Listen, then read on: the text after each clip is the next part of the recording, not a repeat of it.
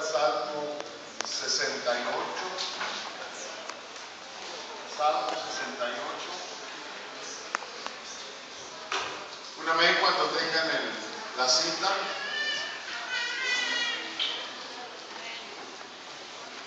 Amén. Amén. Dice así la palabra de Dios, en el nombre de Jesús. Levántese, Dios, sean esparcidos sus enemigos y huyan delante de él los que le aborrecen. Como se disipa el humo, disípalos. Como la cera se derrite delante del fuego, así permanezcan los impios delante de Dios. Pero alégrense los justos, regocíjense delante de Dios, sí, que rebosen de alegría. Cantad a Dios, cantad alabanza a su nombre, abrid paso al que cabalga en los desiertos, cuyo nombre es el Señor. Regocijeos delante de él, regocijaos. Padre de los huérfanos y defensor de las viudas, es Dios en su santa morada. Dios prepara un hogar para los solitarios, conduce a los cautivos a prosperidad. Solo los rebeldes habitan en una tierra seca. Vamos a leer hasta ahí, hasta el número 6.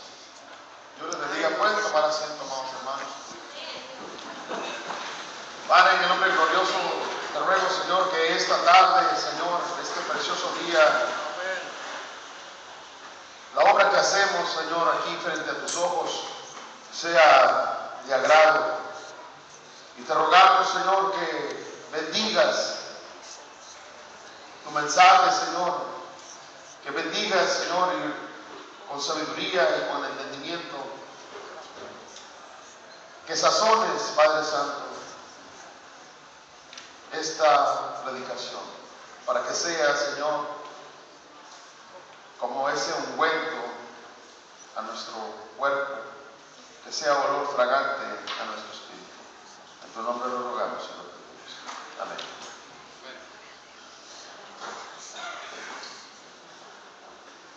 La palabra de Dios es a nuestra vida ciertamente un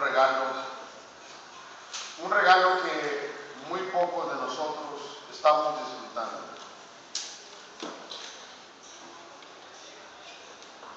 Hoy en día hay gran necesidad alrededor del mundo.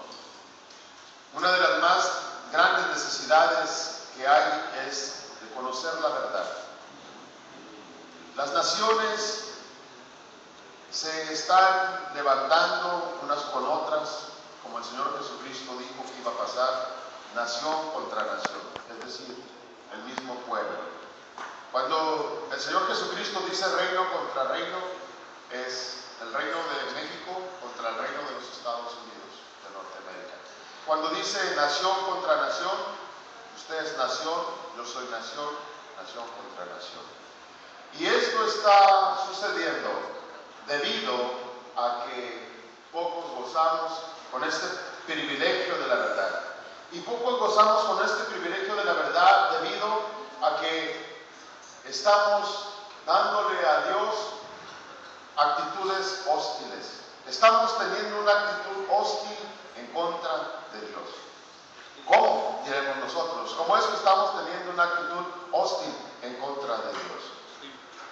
Bueno, esa actitud hostil se manifiesta en el momento en el que nosotros no queremos predicar el Evangelio en nuestras casas, en nuestros hijos, en nuestras familias, a nuestros vecinos, en nuestra nación. Cuando nosotros levantamos una actitud hostil al Señor, se debe a que tenemos la mente puesta en las cosas de la carne. Romanos 8, capítulo 8, versículo 8 al 7 dice así.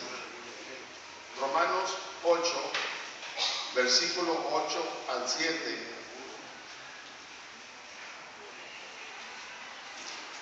Y los que están en la carne no pueden agradar a Dios. Sin embargo, vosotros no estáis en la carne, sino en el Espíritu, si en verdad el Espíritu de Dios habita en vosotros. Pero si alguno no tiene el Espíritu de Cristo, el tal no es de él.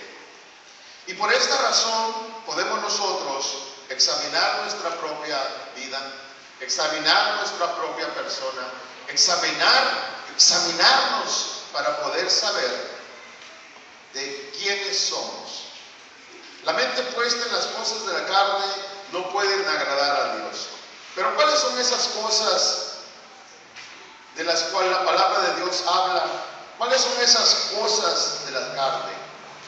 Primero, la obstinación, el desprecio, el atrevimiento, la burla. Pero hay un factor entre ellos que está dañando a nuestro crecimiento espiritual, y ese es el sarcasmo. Muchos de nosotros no entendemos qué es el sarcasmo. Segunda de Pedro, versículo 1 al 20 y al 21. Si gustan darle lectura para que puedan ver cómo la misma palabra expresa las palabras que hoy el predicador está hablando. Segunda de Pedro, capítulo 1, versículo 20 al 21. Dice así: pero ante todo sabed esto, que ninguna profecía de la Escritura es asunto de interpretación personal, pues ninguna profecía fue dada jamás por un acto de voluntad humana, sino que hombres inspirados en el Espíritu Santo hablaron de parte de Dios. Es decir, que la palabra de Dios y el mandamiento que hay en ella de predicar el Evangelio no es una idea mía, no es una idea del pastor, no es una idea que surgió de una mente carnal. Me duele ver cómo nuestra nación se encuentra sumida en una sumisión equivocada. Someterse es bueno, pero no estar sometido a la mediocridad. Yo no puedo entender aún en mi mente cómo yo debo de pedir permiso a las autoridades para que yo pueda ejercitar a algo a lo cual yo tengo derecho. No lo entiendo. Puedo entender que yo pueda pedir permiso para ejercitar algo a lo que no tengo derecho, a lo que no está estipulado dentro de mi constitución, la Constitución mexicana. Pero no puedo entender la razón por la cual yo tenga que pedir un permiso para ejercitar el derecho al cual todo mexicano tiene, que es el de la libre expresión. Y no solamente el de la libre expresión, sino también al de la libre predicación del Evangelio, de acuerdo al artículo 24. Y esa falta de entrega al Señor hace que nosotros vivamos sumisos a esta burla, a este sarcasmo. ¿Qué es el sarcasmo? El sarcasmo es una burla mordaz con la que se pretende dar a entender lo contrario. Sarcasmo es la forma más baja de ofender a Dios. Y hay muchas maneras de usar el sarcasmo. A veces nosotros le damos uso al sarcasmo sin entender qué es lo que estamos ejercitando en nuestra vida, que estamos siendo sarcásticos. Cuando nosotros decimos que yo no necesito predicar el Evangelio en una esquina para que Dios me bendiga, estamos equivocados y estamos siendo sarcásticos. Porque Jesús dice: ir por el mundo y predicar el Evangelio. Amén. Ayer ganó Pacquiao la pelea. Yo no la vi, no soy aficionado. Perdió Pacquiao la pelea. No soy aficionado. Ganó Márquez la pelea, perdón. Y dentro de mí me dio gusto, porque pues soy mexicano, ¿verdad?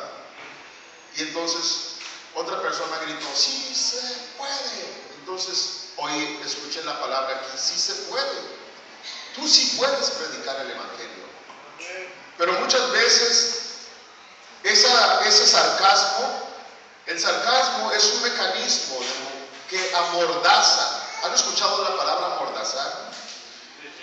Ok, la palabra amordazar es atar a una persona taparle la boca, taparle los ojos, amarrarle las manos, amarrarle los pies y amordazarlo para que esa persona no pueda avanzar, para que esa persona no pueda predicar, para que esa persona la burla lo tenga sometido bajo la ignorancia y la mediocridad, el temor, el qué dirán, la vergüenza. Jesucristo dice claramente en su palabra: tú te avergüenzas de mí, yo también me voy a avergonzar de ti el día que estés en mi presencia. Sí. ¿Cómo piensas ser recibido? ¿Cómo pensamos ser recibidos en el reino de los cielos? Sarcasmo en griego significa sarcasein o morderse los labios. Sarcas es carne. Ahora,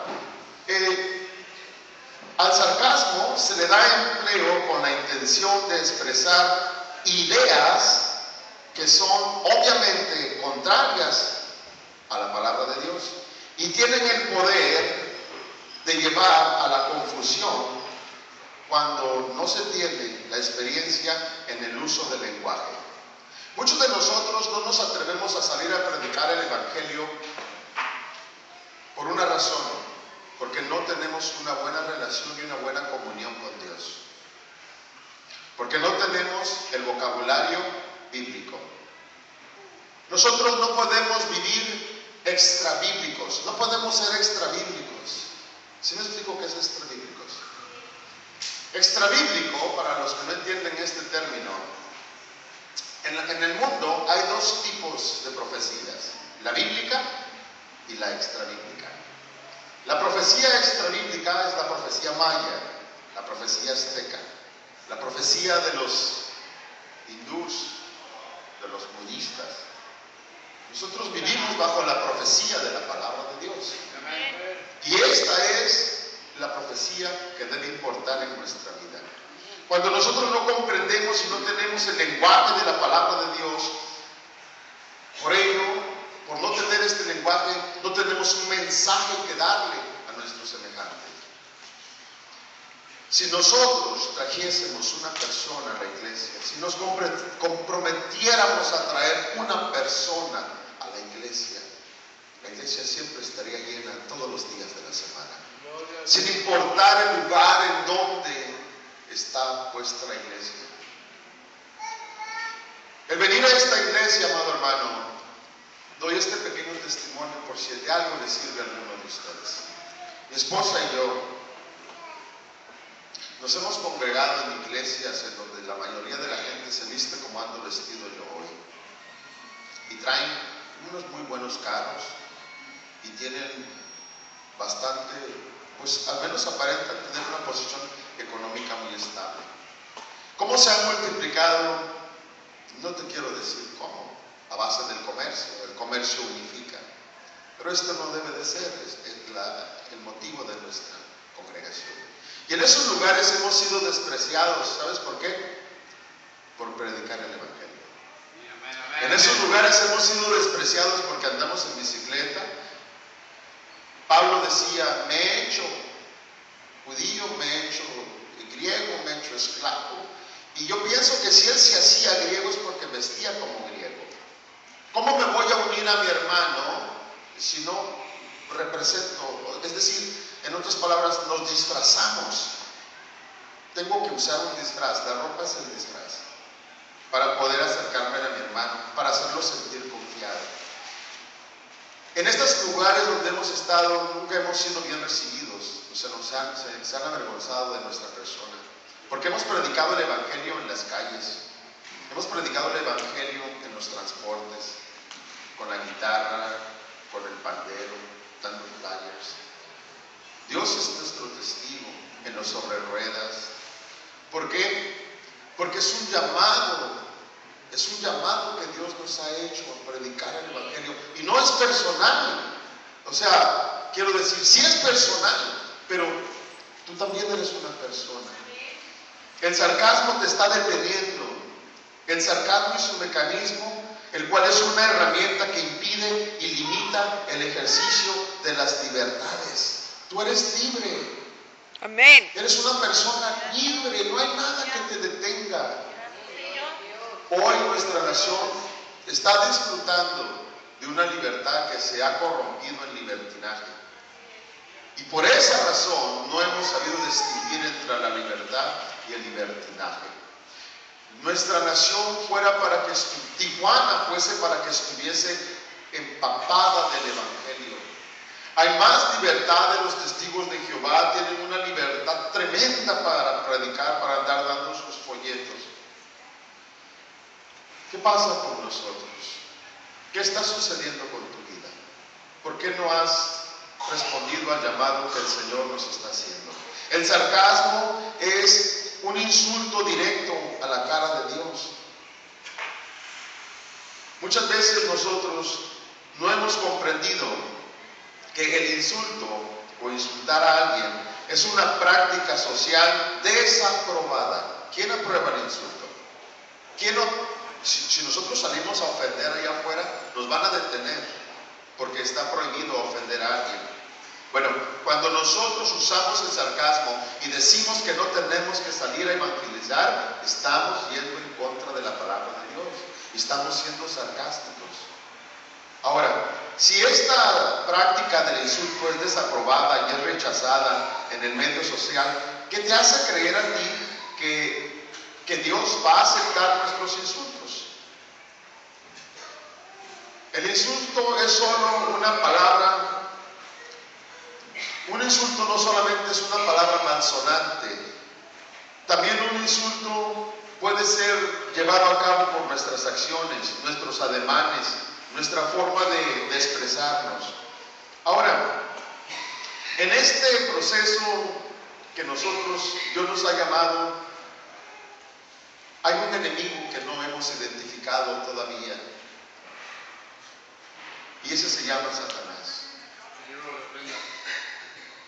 Ese enemigo tiene huestes espirituales, tiene potestades, tiene principados, tiene espíritus, que muchos de nosotros minimizamos el poder que ellos tienen por el simple hecho de creer que estamos en Jesucristo. Bueno, sí, en verdad que Dios protege, pero ¿sabes cuándo te protege? Cuando tú estás entregado a Él. Cuando tú estás haciendo lo que Él te ha mandado a hacer, entonces estás cubierto con su sangre. Entonces estás protegido con sus bendiciones. Entonces en tu mano siempre se encontrará algo para dar. Como el pastor predicó la semana pasada, el niño que tuvo 5 peces y 2 panes. Siempre tendrás tus manos llenas, siempre estarás ocupado, porque la palabra de Dios así lo dice. Son las promesas de Dios que los hijos de Dios seamos hijos de influencia, no hijos que nos dejemos influenciar. Pero ¿cómo estás viviendo el Evangelio? ¿Cómo ves a Satanás? ¿Te has puesto a estudiar y analizar las estrategias que Satanás utiliza? Porque Satanás está continuamente desarrollando nuevas estrategias de tentación. ¿Y sabes con cuáles tentaciones son con las que te tientan? Con las tuyas, con tus propias tentaciones. Ahora, muchos de nosotros no tenemos en cuenta, ni estamos tomando en cuenta la manera de cómo poder resistir a esas tentaciones que Satanás nos abre, porque muchos ignoramos las estrategias de Satanás. No entendemos de dónde está viniendo ese mal, no entendemos cómo pasar la prueba. Primera de Corintios capítulo 10 versículo 13. Primera de Corintios capítulo 10 versículo 13.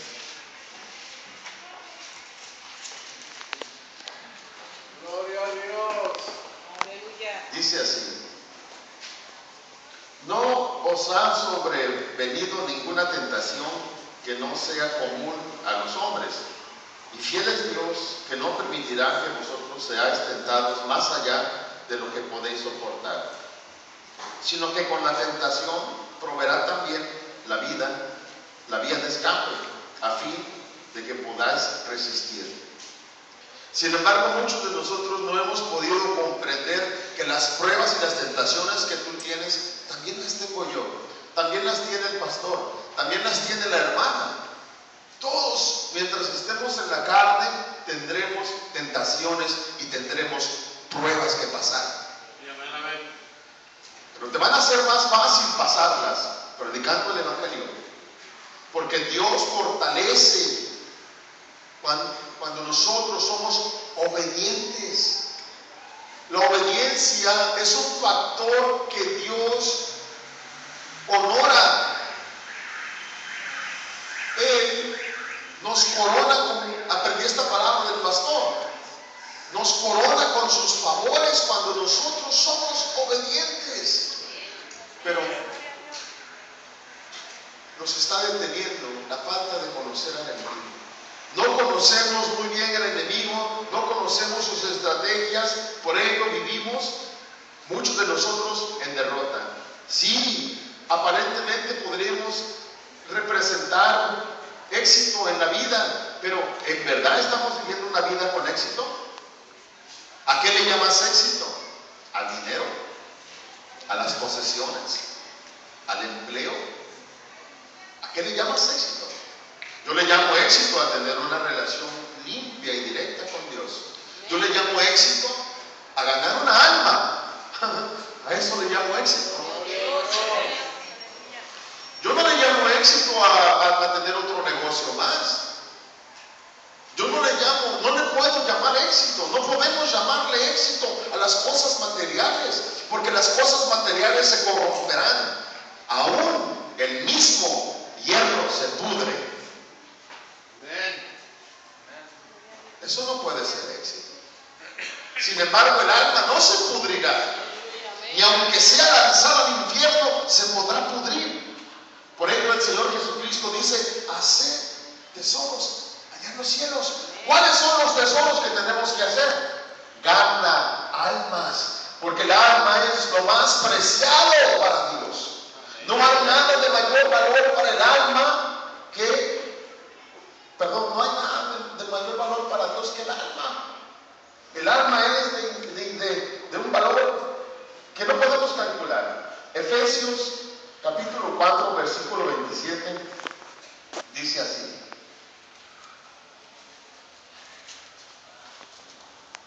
no deis oportunidad al diablo.